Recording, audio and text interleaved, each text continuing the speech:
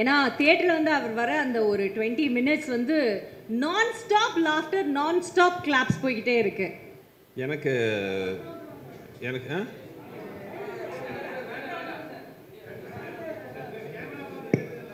Okay okay இல்லை அது camera பார்த்துடலாம். இல்லை எனக்கு வந்து ஒரு மறக்க முடியாத ஒரு பெரிய நடிகர் மனோபாலா சார்.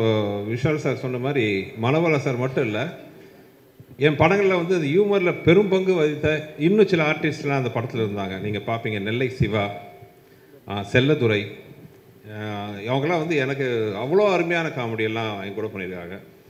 நெல்லை சிவா வந்து நீங்கள் கிரியில் பார்த்தீங்கன்னா ஜஸ்ட் அவர் வாய்ஸே வந்து பார்த்தீங்கன்னா அவ்வளோ பெரிய காமெடி ஒர்க் அவுட் வச்சு, எப்போ அக்கா வச்சு தான் பேக்கரி வாங்கினியாம சொல்லுப்பா அப்படின்லாம் ஒரு வாய்ஸ் அவர் தான் வாய்ஸ் கொடுத்துருப்பார் செல்லதுரை. அதுபோல் ஏகப்பட்ட படம் என்னோடய படங்கள் நடிச்சிருக்காரு.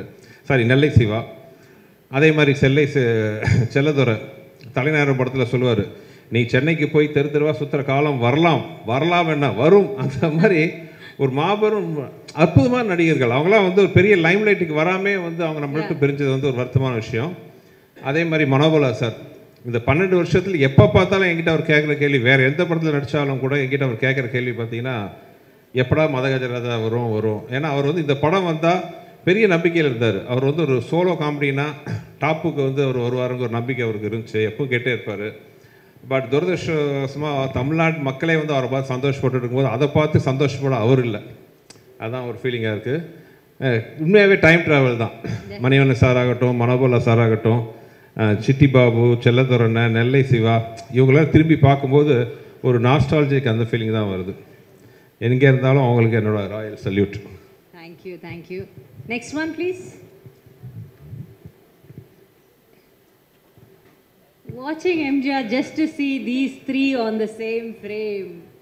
ஆனா சுபா சொல்ல நிஜமாவே உங்க மூணு பேர் இது வந்து விஷால் தான் சொல்லணும். அதுக்கு முன்னாடி நான் சொல்றேன், அந்த உட்காந்து 3 பேர் பேசுற டாபிக் இருக்கு பாத்தீங்களா, இவங்க 3 பேரோட ஒரிஜினல் கேரக்டர் இது.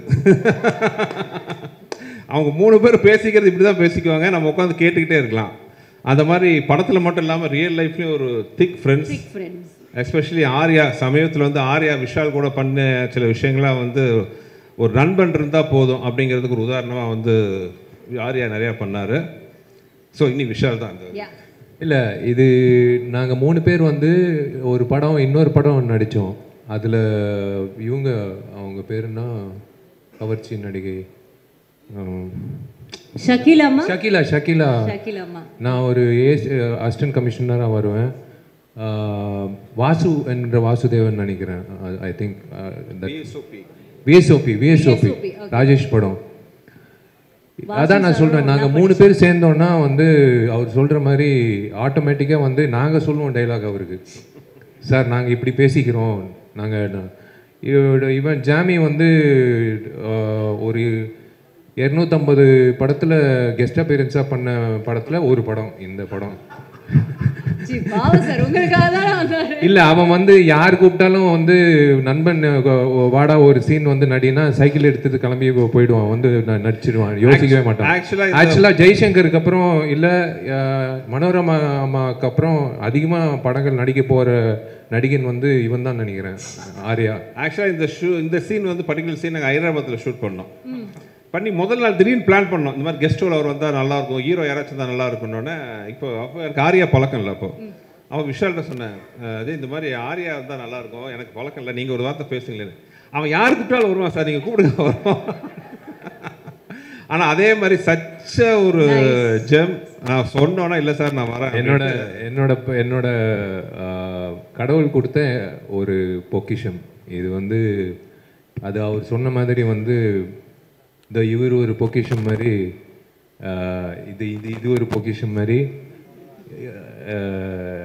ஆர்யா வந்து it's a blessing to have something like that in life.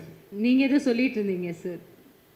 Sundar sir, நீங்க அதான் சொல்லிட்டு